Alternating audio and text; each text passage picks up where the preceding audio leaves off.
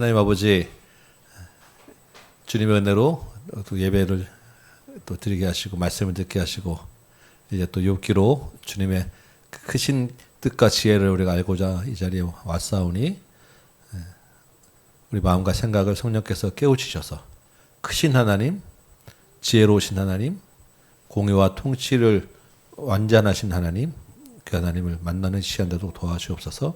예수님의 이름으로 기도합니다. 아멘. 자, 우리 오늘 욥기 마지막 뒤에 부분을 이제 보도록 하겠습니다. 줄기차게 이제 욥과 친구들의 대화가 계속 되었었죠. 그리고 엘리오까지 이제 등장해서 계속해서 이야기하는 것은 욥이 죄인이다. 욥에게 지금의 고통은 죄가 없으면 설명할 수 없는 부분이니까 회개해라라는 것이고, 욥은 아니다. 나는 하나님 앞에서 그렇게 그런 이 고난을 받아야 될 죄가 있지 않다라는 이야기였고, 그 근간을 이루는 것은 그 당시에 이 세상을 통치하는 원리는 인간보 보응의 신학으로 하나님이 통치하신다라는 생각에 꽉 들어차 있었습니다. 근데 욥이 그런 고난 가운데서 점차적으로 이게 그 인간보 외에 다른 하나님이 계시구나라는 것도 이제 깨쳐가면서 자기의 생각과 자기의 울타리를 하나씩 다 깨트려가는 과정이죠. 결국에 이제 모든 것이 다 지금 이제는 욥이 다 다 내려놓고 깨치고 남은 게 없었어요. 근데 그 과정에서 욥은 고난 가운데 끊임없이 하나님께, 하나님 도대체 이 고난이 어떤 일입니까? 라고 하나님께 계속해서 요구하고 요청하고 하나님과 한번 재판에서 다투어 보자라고까지 하면서 하나님께 계속해서 질문을 던진 거예요. 그 욥에 던진 질문의 전체적인 것들을 딱 압축하면 결국 하나님의 통치는 공의롭지 않은 것 같습니다. 하나님은 도대체 세상을 무슨 원리로 통치하고 계십니까? 하나님은 지혜롭지도 않습니다. 하나님은 공의롭지도 않습니다. 이게 욥의 그 질문이에요. 하나님의 공의가 무엇입니까? 하나님의 세상을 통치하는 지혜는 도대체 어디에 있습니까? 이 답답한 마음과 풀리지 않는 그런 그 당시의 생각과 가치가 사고의 틀로는 해결할 수 없는 그 질문을 줄기차게 이제 하나님께 쏟아내었던 것이 욥의 이야기였어요. 그렇죠? 예. 그런 이제 그런 그 질문의 이제 마지막에 오늘 드디어 이제 하나님이 그 질문에 대한 대답을 이제 하면서 욥기를 마무리합니다. 만약에 이제 여기서 하나님이 만약에 대답하고 나타나지 않으셨다. 그래서 엘리오까지 이야기가 끝났다라고 하면 우리는 정말 이제 정말 매일매일이 각박하고 틀에 그 짜여진 그 속에서 우리는 살아야 될 텐데, 알 수 없는 그 이유 때문에 도대체 왜라는 질문을 끝없이 하며 살아왔을 텐데, 하나님이 그 이야기를 오늘 38장부터 마지막까지 쭉 욥의 질문에 대한 답변을 주시는 그런 과정, 마지막 이야기를 하는지 보도록 하겠습니다. 하나님이 직접 이야기를 하시는데 우리가 이제 보겠지만 하나님의 대답은 간단해요. 욥, 네가 너의 한계를 알아야지. 너의 생각과 너의 한계로 이해할 수 있고 이해할 수 있는 범위가 아니야라는 것. 근데 그것을 알기 위해서 하나님의 지혜 교사로서 설명을 해주시는데, 이렇다고 쭉 설명하는 대신 뭐를 얘기하면 끝없는 질문을 하시는 거예요. 욥에게 반대로. 욥이 계속 하나님께 질문을 했는데 하나님의 대답은 욥에게 반대 질문을 하시는 거예요. 그 질문을 쭉 하면서 그 욥이 대답할 수 없는 질문들이었어요. 그 모든 질문들은 욥이 하나도 대답할 수 없는 그 질문들을 하면서 이것도 아느냐, 이것도 아느냐, 이것도 아느냐. 그 질문 속에서 욥이 깨달은 것은 하나님의 생각과 뜻이 다른 데 있구나. 내가 생각할 수 있는 범위 이상이구나. 그런데 하나님이 내가 아는 것처럼 공의롭지도 못하고 지혜롭지도 못한 게 아니라 하나님이 세상을 정말로 지혜 가운데서 질서 정연하게 하나님의 통치 가운데 다스리고 계시는구나. 이걸 이제 깨닫게 되는 것입니다. 오늘 한번 지금 내용 38장부터 한번 봅시다. 38장 1절 보면 여호와께서 폭풍우 가운데 욥에게 말씀하셨습니다. 폭풍우는 하나님이 나타나실 때 나타나는 대표적인 현상이에요. 비바람, 급하고 강한 바람, 구름 이런 것들. 하나님이 나타나셔서 욥에게 말씀하시는데 뭐냐, 첫 말이 무지한 말로 생각을 어둡게 하는 자가 누구냐라고 하셨습니다. 이 생각이라고 하는 말이 중요하다고 첫 욥기 시작할 때 말씀드렸어요. 그래서 이 생각이라고 하는 것은 하나님의, 우리가 그 다른 말로 하면 하나님의 경륜, 하나님의 섭리 뭐 이런 말로 대신할 수 있는데 하나님이 계획하고 하고자 하시는 하나님의 뜻 이게 이 생각이에요. 하나님의 그 생각을 어떻게 하는지 하나님의 생각을 그 깨닫지 못하고 헛소리하고 이야기하는 자가 도대체 누구냐라는 것입니다. 누구겠습니까? 욥도 있고 엘리후도 있고 새 친구도 있고 인간의 생각과 한계가 다 여기 속하는 거예요.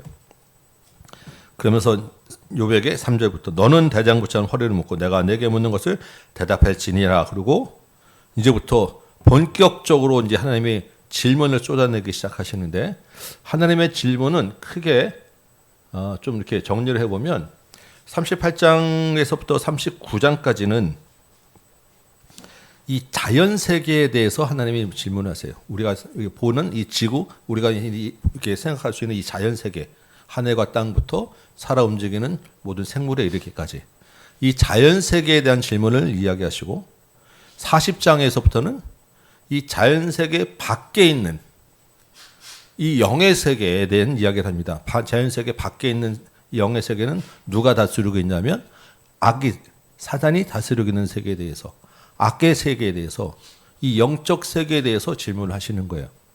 크게 놔두어 보면 그래서 이제 38장, 39장 이 자연 세계가 요번 자연도 지금 자기 생일도 저주하고 자연의 세계가 혼돈 속에 있다. 하나님의 통치가 지금 제대로 돌아가지 않고 있다. 왜냐하면 악인이 형통하고 세상 원리가 지금 도대체 이 원리가 맞지 않지 않느냐라는 거잖아요. 자기 의인은 고통받게 가운데 있는데 악인은 그냥 편안히 잘 살다가 죽고 이게 도대체 뭐냐라고 하는 이 자연 세계의 통치에 대해서 질문할 때 하나님은 자연 세계를 일단 크게 두 가지로 나눠서 이제 질문을 하세요. 첫 번째는 자연에서도 무생물 그러니까 하늘, 땅, 별 뭐 이런 것들은 그냥 그야말로 자연이잖아요. 이런 그 무생물의 세계에 대해서 먼저 38장에서는 질문을 하시고 38장 39절 제 끝에부터 39장까지는 생물에 대해서 살아있는 것들에 대해서 짐승들에 대해서 이런 그 생물들에 대해서 나눠서 이제 하나님이 다스려 줄 수 있다.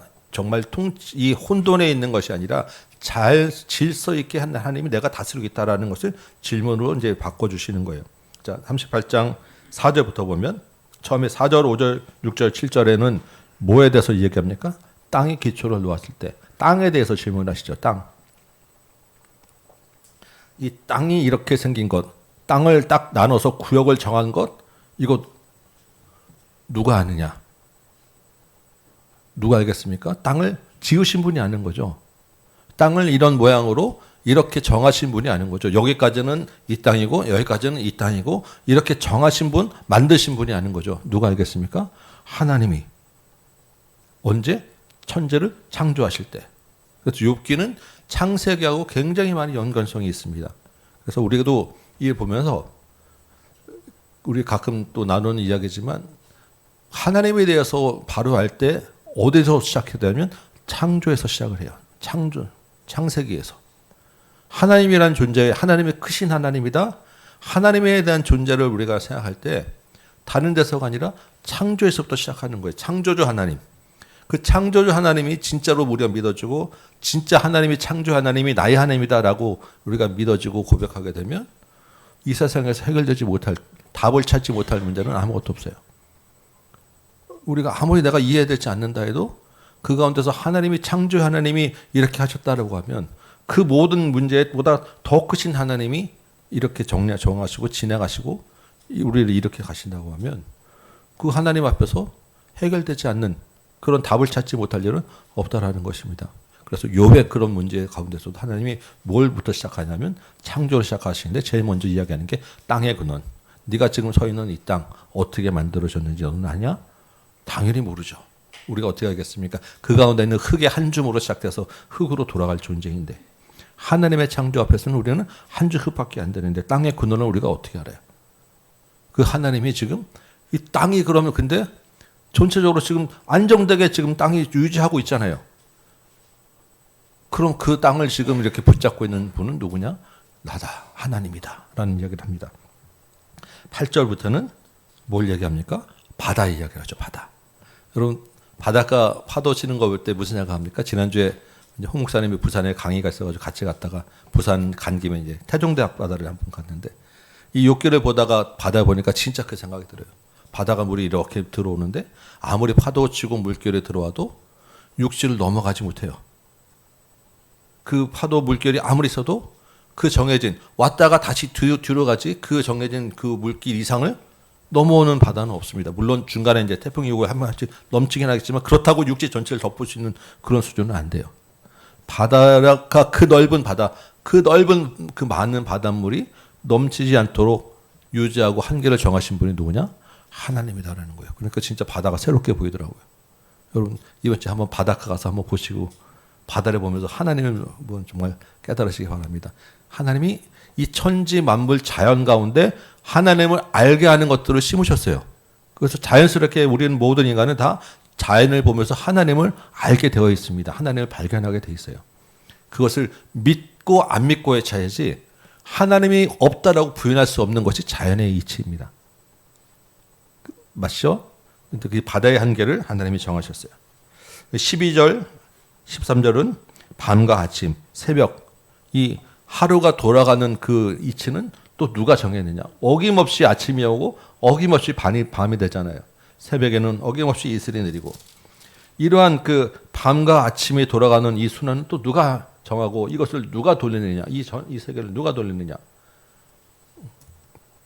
16절에는 바다의 삶에 들어가고 사망의 문, 사망의 건 이거는 다 죽음을 이야기하는 거예요. 우리 인간이 다 언젠가는 죽게 되는데 이 죽음이라고 하는 문을 어떻게 누가 정해서 그 문 안에는 또 누가 들어갔으며 죽음 이유에 대해서는 아무리 과학이 발달하고 아무리 세상이 그 발전해도 알 수 없는 문을 두었잖아요. 그리고 아무리 또 죽음을 피하려고 해도 결국에는 피할 수 없는 죽음이라는 문이 우리 앞에 있다라는 거예요. 이건 누가 움직이고 누가 정했으며 그 뒤의 세계는 누가 다스리고 누가 관리하느냐? 하나님이 하신다는 것입니다. 그다음에 뭐가 있습니까? 19절부터 보면 하늘에는 22절에 우박이 있고 또 비가 내리고 근데 그것들이 저장하는 공간이 있고 25절에는 홍수도 있고 비가 내리고 번개가 있고 얼음이 있고 이런 날씨와 이런 기상 관련된 부분도 있고 이런 자연에서 움직이는 것들은 하나하나 정말 너무 신기할 뿐이에요.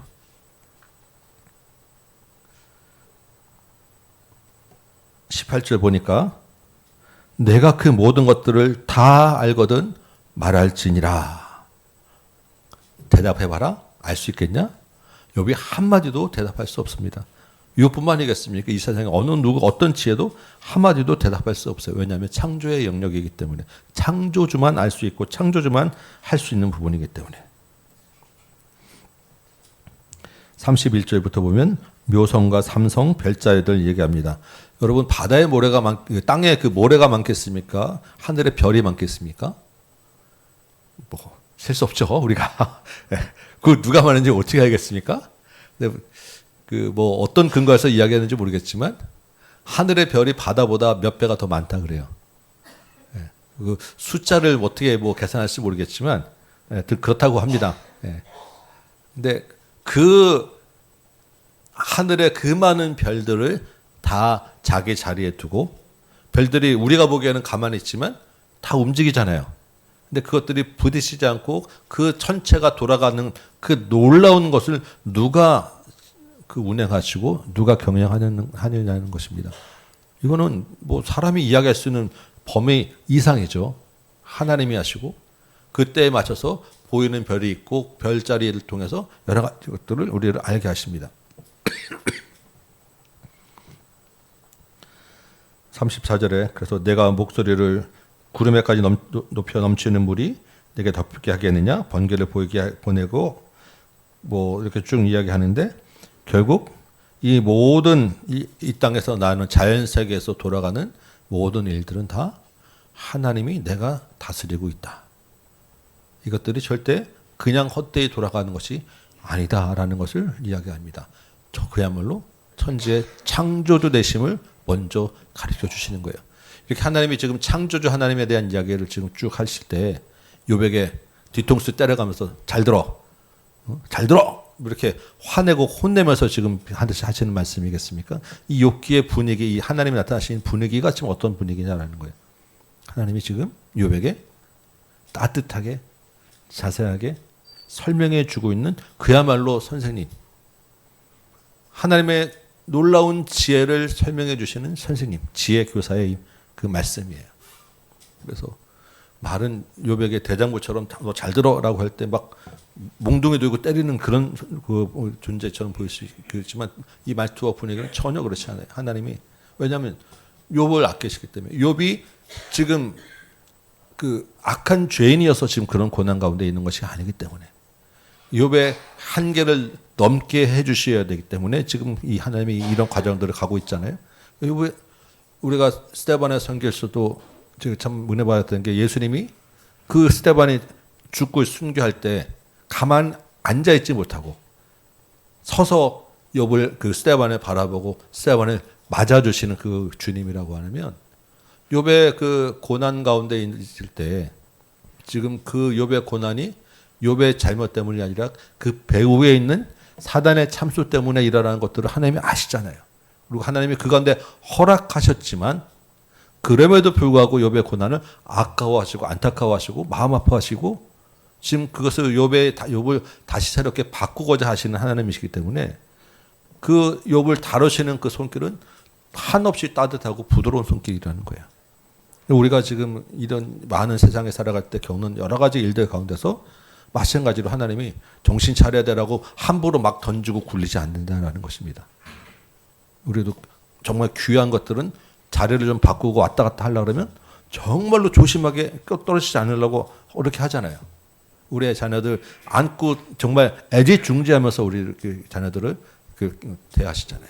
하나님이 그 이상의 사랑으로 지금 우리를 깨우치고 계시다라는 것입니다. 자, 그래서 이렇게 자연 세계를 이야기하는데, 그럼 39절부터 38장 39절에서 이제 하나님이 그 설명의 대상을 바꾸시죠. 어떤 뭘로 바꾸냐면 생물의 세계로 바꿔요. 자연에는 이런 하늘, 바람, 땅 같은 움직이지 않는 생명 없는 것들만 있는 게 아니라 이 생명 있는 것들로 또한 가득 차게 하셨는데, 그 생명 있는 것들은 누가 만드셨느냐? 하나님이 만드셨어요. 어떻게 보면 이 자연 세계는 우리 창세기 때 우리 봤었잖아요. 하늘과 첫째 날부터 빛과 하늘과 땅과 셋째 날까지 있었던 것은 넷째 날부터 만드신 생명이 있는 것들을 그 안에 넣기 위해서 그 터전을 먼저 만드신 게 첫째 날, 둘째 날, 셋째 날이었어요. 그렇기 때문에 하나님은 생명이 있는 것들을 굉장히 아끼시고 소중하게 여기세요. 그 생명이 있는 것들은 그러면 어떻게 하나님이 두시냐? 그냥 두는 게 아니라 하나하나다 하나님이 돌보신다. 그 첫 번째로 나오는 게 사자입니다. 사자. 사자하면 그야말로 맹수죠. 잡아먹는 포식자입니다. 포식자. 그런데 그렇게 다른 짐승을 잡아먹는 포식자일지라도 그 사자의 새끼, 사자의 젊은 사자가 배고프지 않도록 사자를 먹이고 사냥할 수 있도록 인도하고 이끌어서 사자라는 종족이 없어지지 않도록 하는 분이 누구냐면 하나님이라는 거예요. 그 사자일지라도. 그래서 젊은 사자의 식욕을 누가 채우겠느냐? 그것들이 굴에 엎드려 숲에 앉아 숨어 기다리고 있는데 그것들에게 사냥을 허락하시는 것도 하나님의 손길 안에 있어요.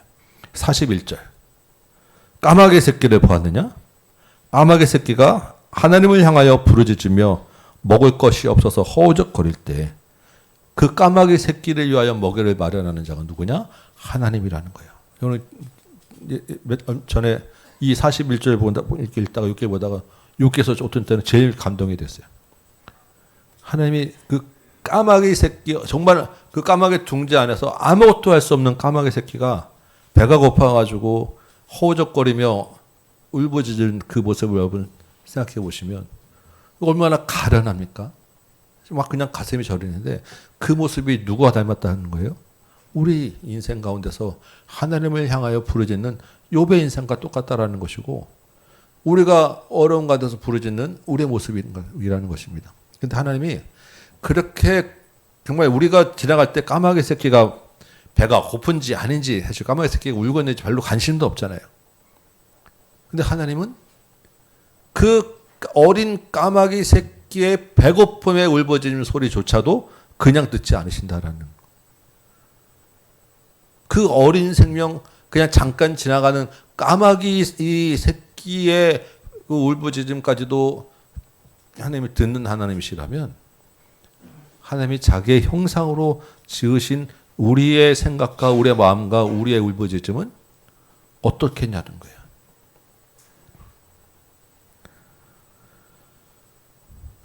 하나님의 도우심과 은혜 안에서 때에 맞춰서 굶주리지 않게 하시는 분, 하나님의 손길 안에 있다라는 것을 우리는 아주 분명하게 생각하게 됩니다.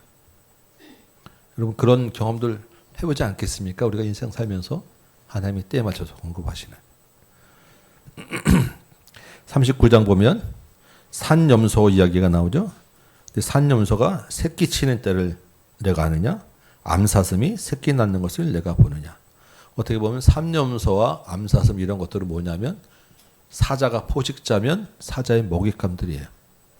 먹이사슬의 반대편에 있는 그런 동물들입니다. 그런데 얘네들이 언제가 제일 위험하냐면 새끼를 낳을 때 완전히 위험에 노출되어 있는 거예요.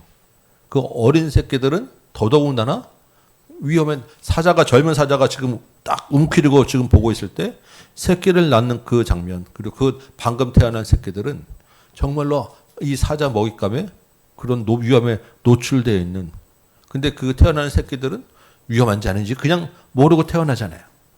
그런데 그 하나님이 그러한 새끼일지라도 그렇게 위험한 순간에 노출되는 그런 생물일지라도 그 가운데서 보호하셔서 새끼가 태어나고 우리 인간 같으면 자라날 때까지 또 한참 걸리는데 이런 동물 새끼들은 태어나면 또 얼마 바로 막 뛰어 또 움직이고 갑니다. 그렇지 않으면 다 잡아먹혀요. 사람처럼 몇 년을 이렇게 막 누워서 있어야 되고 한달 이렇게 있다 애기처럼 살아야 된다면 이런 먹잇감이 되는 동물들의 새끼들은 다 죽게 돼 있습니다. 근데 그렇지 않잖아요. 바로 뛰어다닐 수 있게 하고 움직일 수 있게 하고 그래서 그 종족들 암사슴 또 산염소 종족들을 번식하게 하고 돌보신다는 거예요. 누가? 하나님이.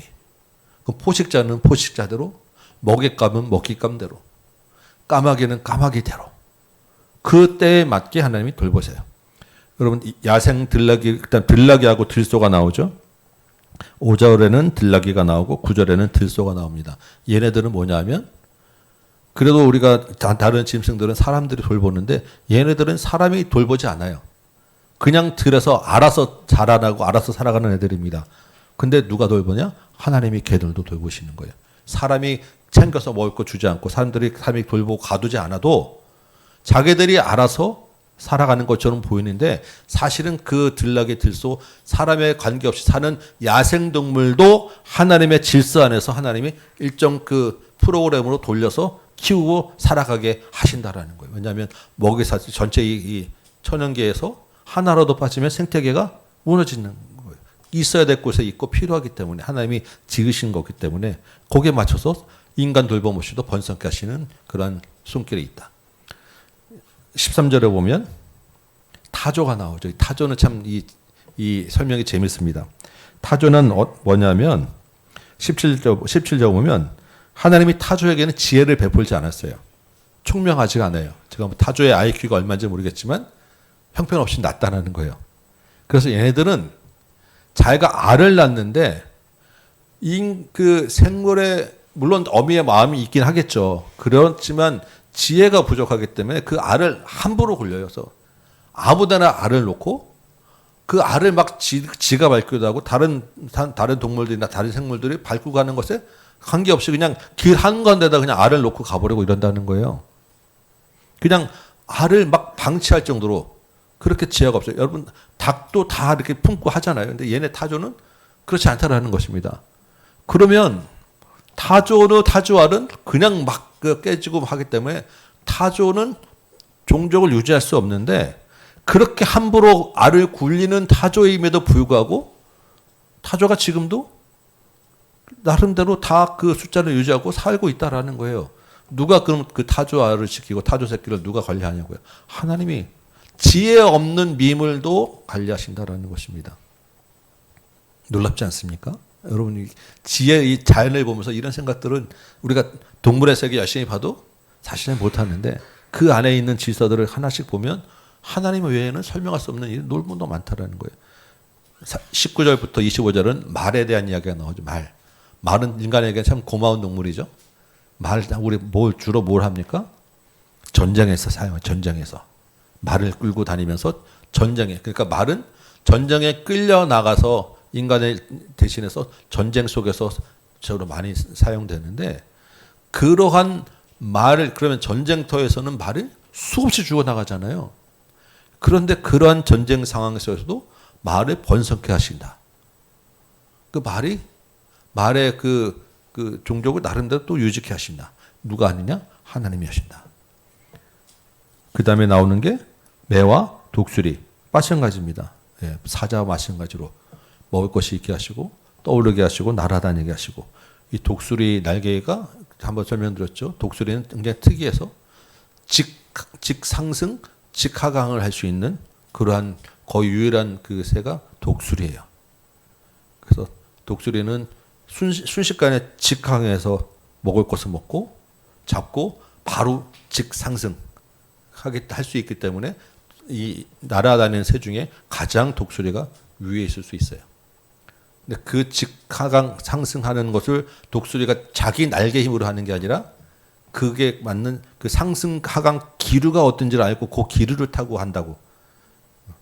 그래서 그것을 보면서 시편 기자가 이사야 선지자가 이해하는 게 독수리 날개치며 올라감 같을 것이다라고 하는 말이 그런 이야기다라고 설명을 드린 적이 있어요. 이 독수리가 매가 다 하나님이 각각에 맞게 그러한 기능들을 그 안에 심어 주셨고 독수리와 말이 그 매가 또한 살아갈 수 있게 하셨다. 이 모든 그 생물 세계는 다 그래서 하나님의 손 안에 있다라는 것입니다. 놀라운 이야기죠. 이런 질문들을 왜 쏟아내겠습니까? 이 온 우주의 주인은 인간이 아니라 너가 아니라 하나님이다. 하나님이 다스리고 계시다. 하나님이 살피고 계시다라는 것을 알라는 이야기 아니겠습니까? 그래서 이 정말 자기의 분수를 모르고 하나님께 막 하나님은 공의롭지 않습니다라고 외치고 있지만 정작 너는 욥은 자기 세계에 갇혀서 확실히 하나님 바라보지 못하고 있구나라는 것을 깨닫게 하고 가르쳤어요. 그런데 이제 하나님이 여기서 끝나지 않고 자연 세계만으로 하나님이 다시다 그러면 아니 근데 자연 세계 외에 바깥에 그 말고도 우리가 설명할 수 없는 것들이 있단 말이에요. 정말 더 중요한 이야기는 그 다음 이야기입니다. 왜냐하면 지금 욥의 문제는 이런 자연 세계의 원리 때문에 생겨난 게 아니잖아요. 우리가 처음 1장에 욥기 시작할 때 우리가 봤었잖아요. 욥이 이렇게 고난을 받게 된 것은 일반적인 자연 세계를 움직이는 하나님의 일반 원리 때문에 생긴 게 아니라 특별한 원리에서 일어나는 것이에요. 그 배후에는 누가 있었냐면 악의 세력 사탄이 있었어요. 욥은 지금 그런 악의 세력에 대해서 지금 이해가 없어요. 그래서 하나님이 그 악의 세력, 우리가 알고 있는 자연 세계 그 밖에 있는 세력에 대한 설명을 해주는데 그게 40장입니다.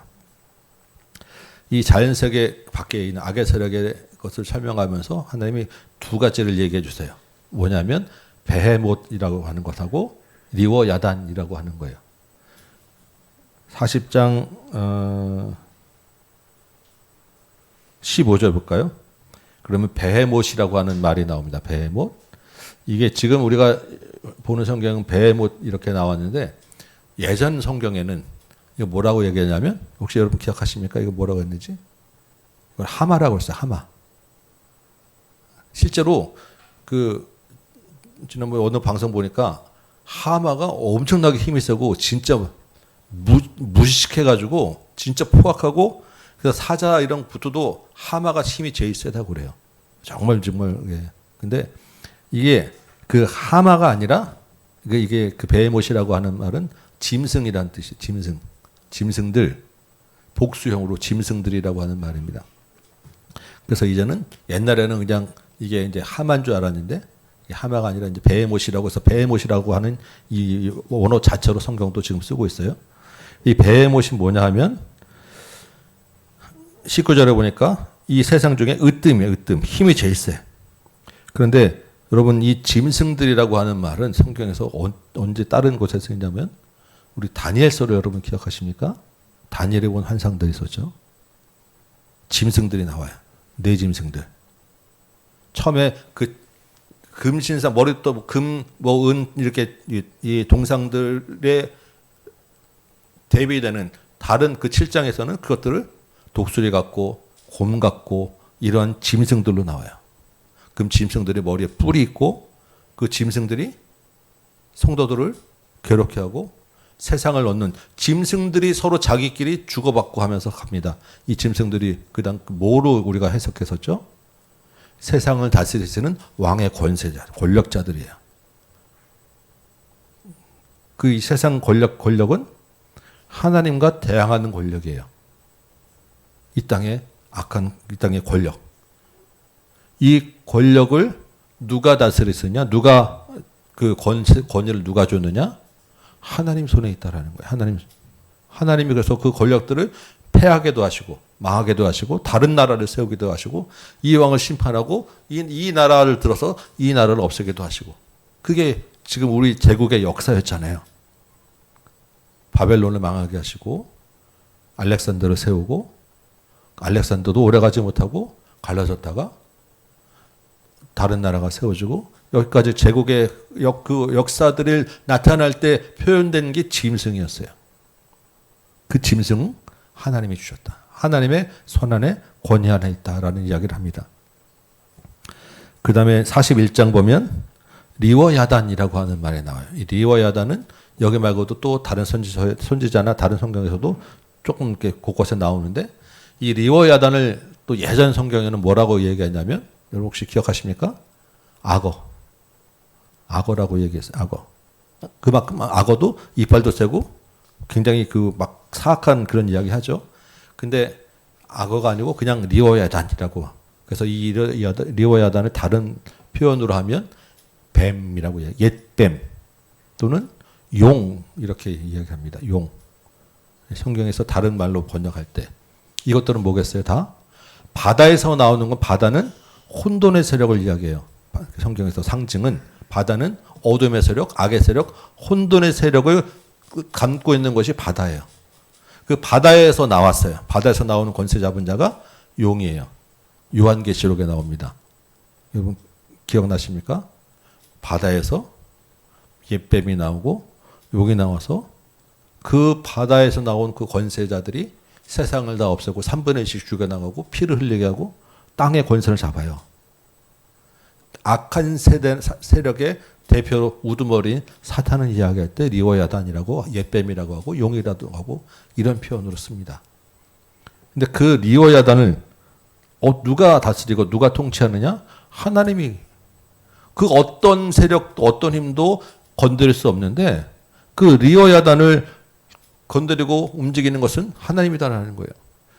그리고 이 땅에 그런 그 악한 것들을 세상에 악하게 돌아가고 통치와 하나님의 통치와 자연 질서를 해치는 그 혼돈 세력이 왜 있냐면 베헤못과 리워야단이 있기 때문인데 그것들을 다스리고 심판하실 권세는 누구한테 있느냐? 하나님에게 있다라는 것을 욥에게 보여주고 알려주는 거예요.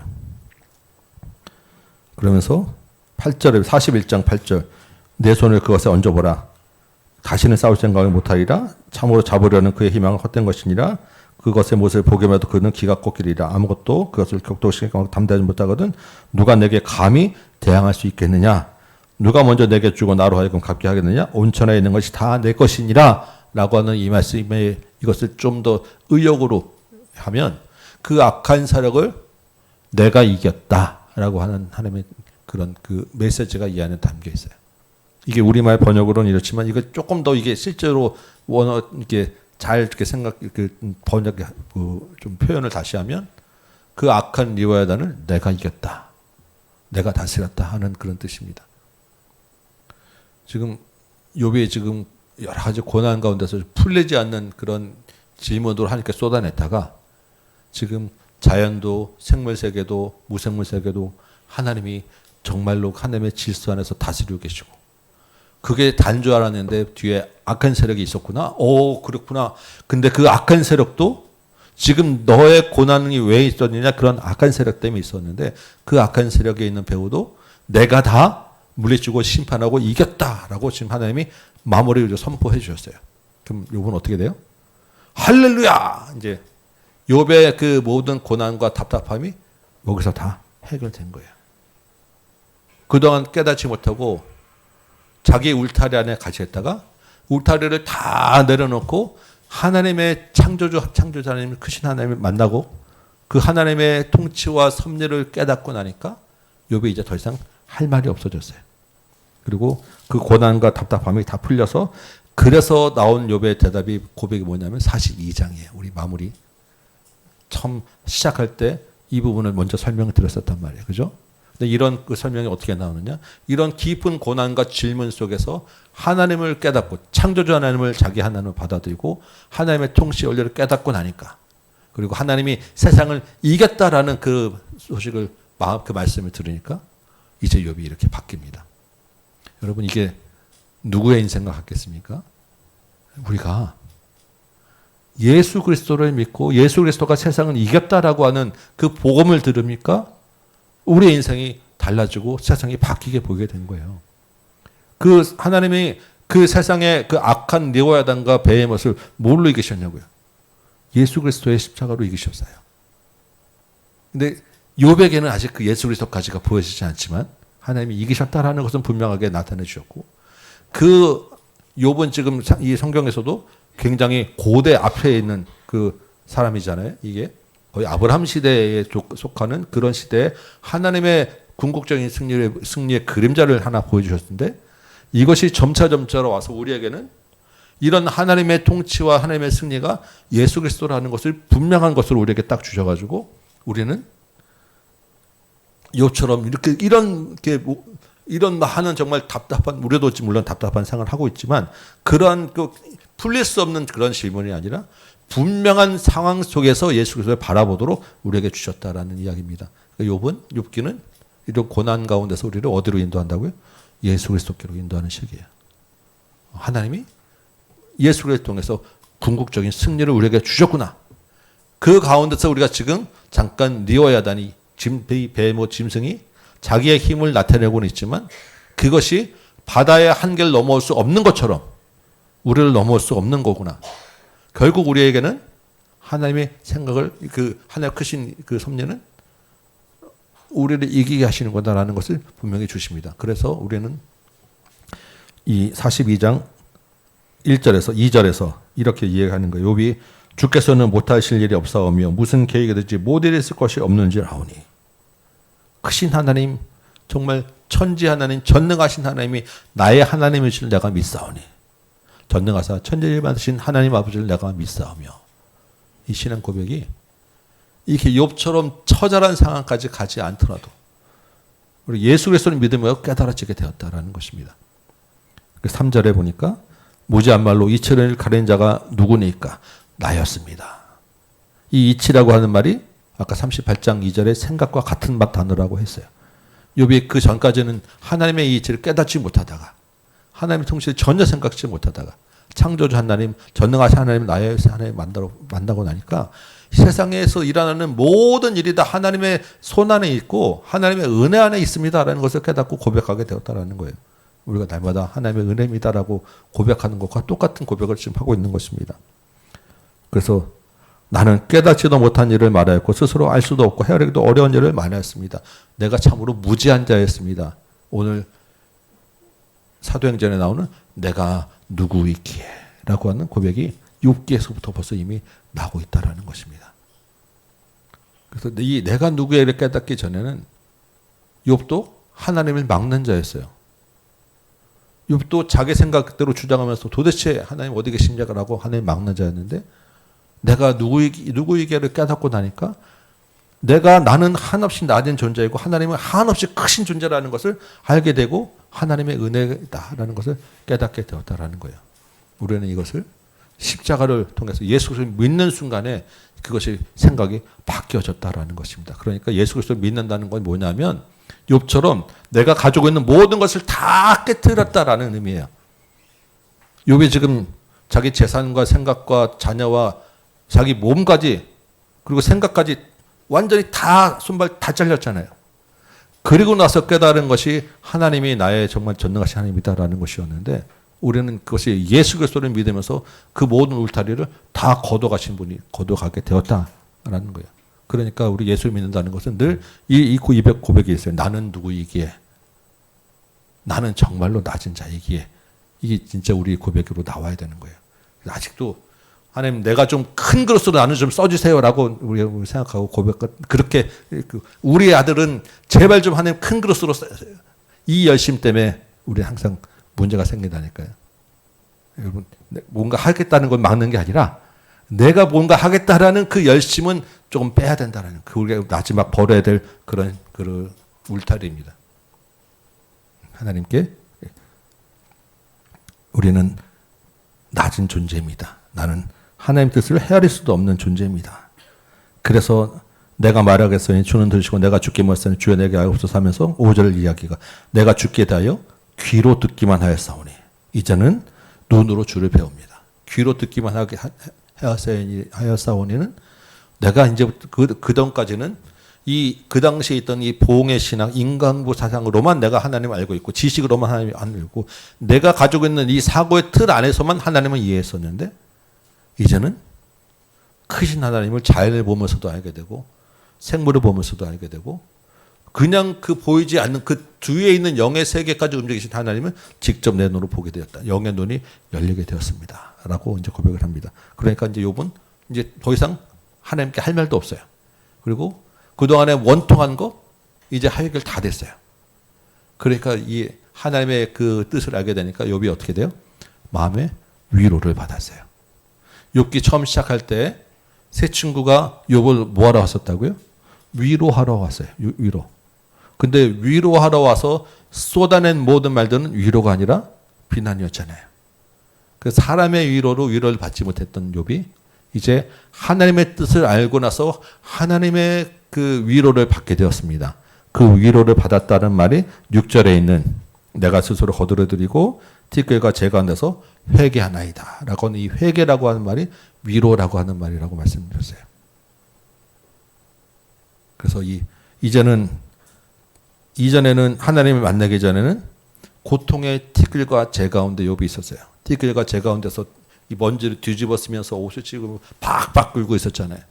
근데 하나님을 만나고 나니까 이제는 하나님의 그 만나고 난 뒤에 티끌과 재 가운데는 자기가 정말 낮은 자리에 있는 그 대신에 하나님 크신 하나님이 있구나라는 것을 완전히 똑같은 티끌과 재가 바뀌게 되었습니다. 그러니까 이 회개 내가 지금 욥이 회개한다라는 게 이때까지 회개 안 하다가 드디어 이제 욥이 회개하고 하는구나 이게 아니라 욥의 생각과 마음이 바뀌어졌다라는 이야기를 하는 거예요. 그러면서 욥이 드디어 하나님께 위로를 받았다. 그래서 이 회개라고 하는 말이 나함이라고 하는 히브리어는 원래 뜻은 위로라고 하는 뜻이다라고 말씀드렸어요. 이제 모든 게 다 해결됐습니다. 그러고 나니까 이제 하나님이 이제 상황 정리를 해야 되잖아요. 7절에 보니까 하나님이 누구에게 노합니까? 엘리바스와 두 친구에게 노하셨어요. 특별히 엘리바스를 콕 집어서 이름을 대셨습니다. 왜 그렇게 했습니까? 제일 처음에 비난의 말을 쏟아부은 게 누구예요? 엘리바스였어요. 왜? 엘리바스는 자기가 하나님이라고 믿은 자기가 본 계시를 가지고 막 쏟아냈단 말이에요. 근데 그 계시가 하나님이 아닌 다른 영에게 받은 계시를 가지고 엘리바스 친구들을 그러니까 욥을 비난하게 되었고 그 엘리바스의 이야기를 줄줄이 따라서 읊조리면서 인용해서 같이 비난하는 것들이 친구들의 이야기였다는 거예요. 하나님이 엘리바스 너 이놈 하고 엘리바스부터 이야기하고 다른 두 친구 다 그 친구들에게 노하셨어요. 잘못했다라는 것입니다. 그래서 그 친구들에게 벌을 내려야 되는데 욥을 통해서 욥의 중보를 통해서 용서해 주시겠다라고 이야기를 해요. 하나님이 누구의 손을 들어주신 거예요? 욥의 손을 완전히 들어주신 거예요. 욥의 중보를 통해서 이야기했다는 것은 욥이 의롭다라고 하는 그런 인정이에요. 그렇지 않겠습니까? 의로운 자의 기도를 들으시는 하나님이니까 욥은 의롭다. 그래서 욥의 기도 중보를 통해서 이 친구들을 용서해 줄 테니까 욥 너는 가서 이 친구들을 위하여 제단을 쌓고 나에게 예배를 해라. 하나님이 그 기도를 들어주시고 욥은 높여주시고 최후 승리가 우리한테 있으면 결국 우리가 하나님 앞에 섰을 때 참소하는 사단과 악의 무리들은 우리를 향하여 비난과 우리의 죄를 쏟아낼 수 있겠지만 하나님이 그것들을 다 물리치시고 우리에게는 의의 면류관을 씌워주실 것이고 우리에게는 영광의 자리, 사단에게는 심판의 세로로 보내는 마지막 날이 이 그림이라고 우리는 생각합니다.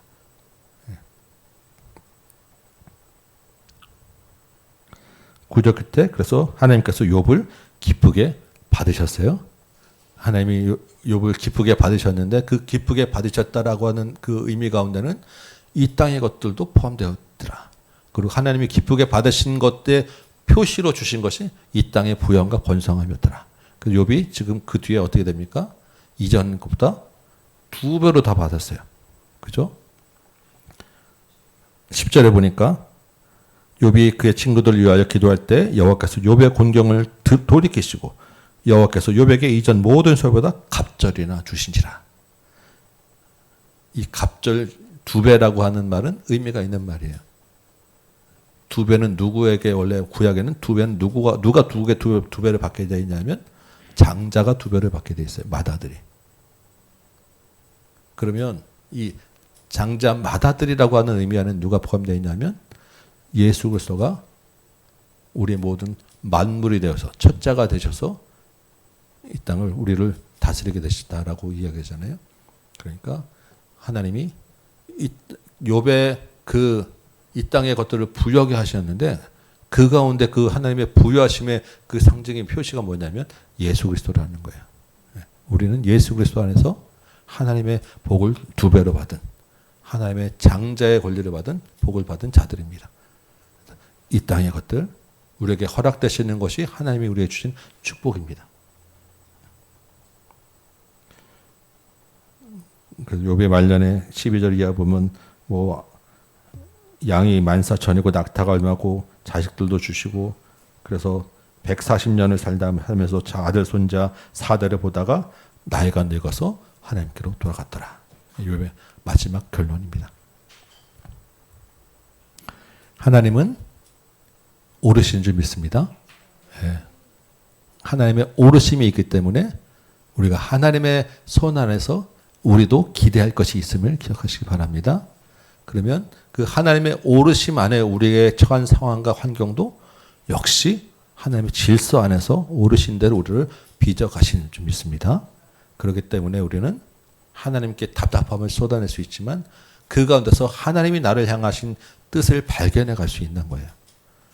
하나님의 우리를 향하신 가장 큰 뜻, 우리를 세워가시는 가장 큰 그 하나님의 계획은 예수 그리스도 안에 있다.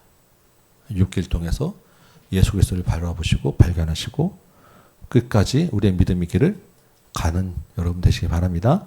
그래서 6길을 이렇게 마무리할 테니까 특별히 오늘 진짜 이번 주에는 이 창세기 38장부터 있는 하나님의 그 말씀들을 하나씩 한번 따져보면서 여러분 스스로 한번 대답해 보시기 바랍니다. 내가 땅의 기초를 알 수 있겠는가? 내가 바다의 한계를 알 수 있겠는가? 저 별자리의 뜻을 알 수 있겠는가? 이 생물을 바라보면서 내가 이 생물들의 그 움직이는 질서를 알 수 있겠는가? 내가 눈에 보이진 않지만 나를 흔들고 괴롭게 하는 악한 세력들과의 싸움 가운데서 무엇으로 내가 승리하고 이길 수 있겠는가?